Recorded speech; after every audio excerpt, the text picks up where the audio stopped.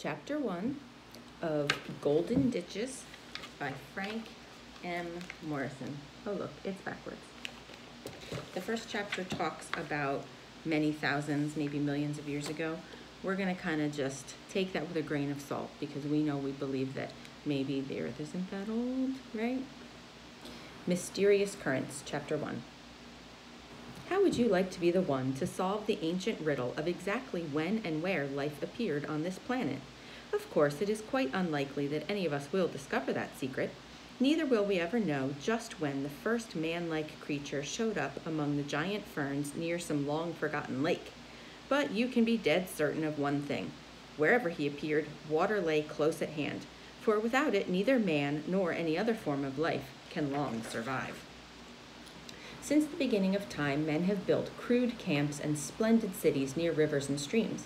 Some tribes built entire villages on stilts driven deep into the bottom of shallow lakes. Perhaps they did this to protect themselves from prowling animals or other humans.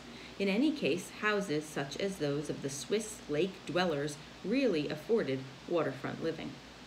For thousands of years, the waters of the world did little more than slake man's thirst and provide him with a vast swimming pool. Then one day, he chanced upon an exciting new use for this shimmering stuff that splashed down from the heavens. When his first crude boat tossed in the angry current of some ancient river, it carried in its hold the seeds of an exciting new life. That hairy boatman started a wave of ships and shipping that has truly changed the face of the earth. Soon, boats carried hunters and their catches far across broad lakes and deep rivers. No longer were their families forced to move to the site of the latest kill. Instead, hunters hacked off huge slabs of bison or mammoth and boated them back to the main camp. Bold adventurers ranged farther and farther afield. Soon both goods and ideas flowed in a steady stream along the busy waterways. Oysters and other products of the sea found their way deep inland where they were traded for venison and bear. Along these trade routes, civilization leaped forward.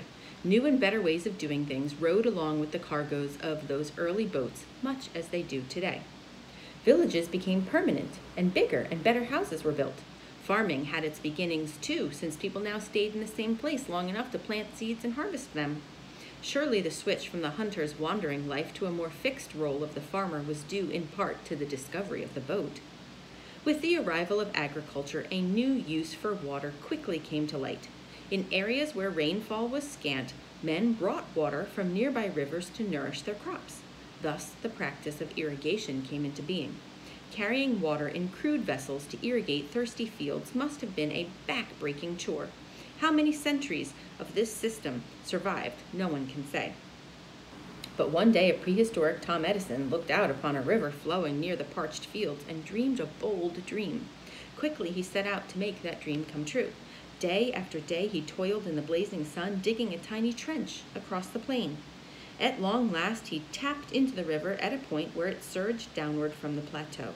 As if by magic, the water flowed effortlessly into the thirsty fields far below. Surely the words he used to thank his unknown gods for that remarkable discovery still ring loud and clear in the ears of our man-to-the-moon world.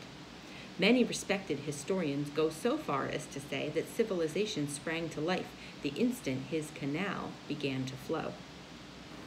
Truly, there is much evidence to back their startling claim.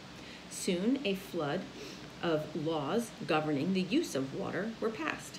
Dozens of officials were appointed to collect the fees and tolls relating to canals. Men found more time to study and map the heavens. The study of astrology and astronomy flourished. Before long, scholars had evolved an amazingly accurate calendar.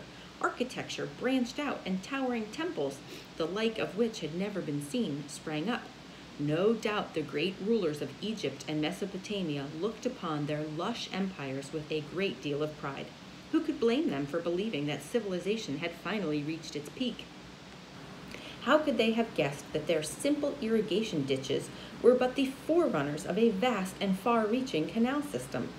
Would they have believed that one day giant ocean-going ships would climb stairway canals to the fantastic height of 50 stories above the sea? Perhaps we shall never learn for sure whether canals or boats came first, But doesn't it seem logical that man early saw the need for a simple and easy way to cross over rivers and lakes? This need probably forced him to become a boat builder long before he turned to farming and canal digging. With the help of boats, hunters and traders could range far from home and return swiftly, carrying large quantities of game or goods. We know for certain that boats guided and rowed by men have cruised the waterways for at least 9,000 years. Maybe. As proof of this, huge oars dating back to 7,000 BC have been unearthed in Danish bogs. We shall never know just how many others turned to dust in earlier times when the sun shone hotter and the moon balanced like a great silvery ball just above the tallest treetops. After countless ages of trial and error, men aboard sturdy ships sailed proudly into the new world of written history. Still, the battle of the waters had scarcely begun. Rivers and streams very seldom follow the best or shortest routes from place to place. Sometimes two great rivers spring to life on opposite sides of the same mountain range. Later, they may flow within sight of each other, but still end up at the sea hundreds of miles apart. Soon, well-marked trails crossed those narrow strips of land, separating the rivers and seas. These places where men carried boats and cargoes over land came to be known as portages. One of the most famous existed for centuries between the Tigris and Euphrates rivers. Here, men struggled over the narrow trail like overloaded ants. Their bowed backs labored beneath huge jars of olive oil and grain. Sometimes they waited beside the path while porters from the other side plodded past bearing burdens of currants or cotton. Then an exciting proclamation by King Nebuchadnezzar in 500 BC ended their dreary toil forever.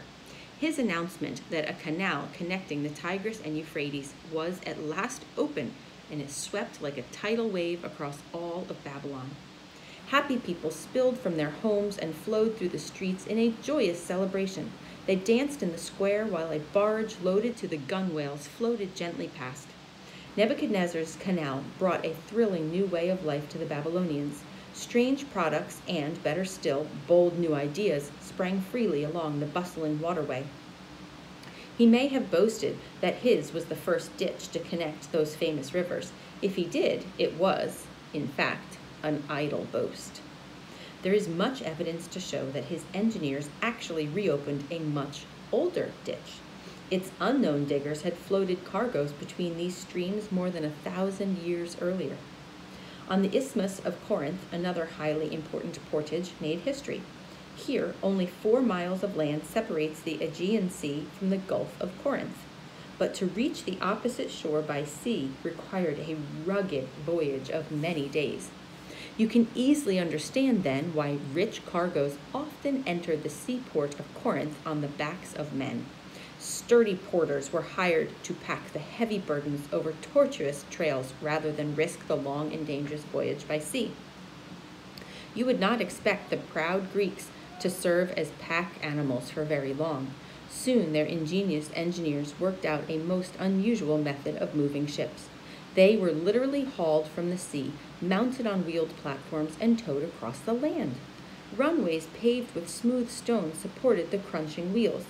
Oxen and men strained at the lines and walked fully loaded ships overland from sea to gulf. Sections of the ancient paving can still be seen along the modern Corinth Canal, which is blasted deep in the solid rock. What a thrilling sight must have greeted the stranger perched on a high hill in full view of the sea on both sides. Imagine seeing a tall ship rise slowly from the blue waters of the Aegean and rumble across the plain behind a straining swarm of men and bullocks. For many years, such a sight was a common one to the Corinthians. While the Greeks were busy rolling their ships across the Corinthian isthmus, other nations also pushed ahead. A Persian king, Darius, opened a sea-level canal joining the Mediterranean Sea and the Indian Ocean in about 550 BC. His canal began operating nearly 50 years before Nebuchadnezzar's, but it was plagued by shifting sands from the very first day.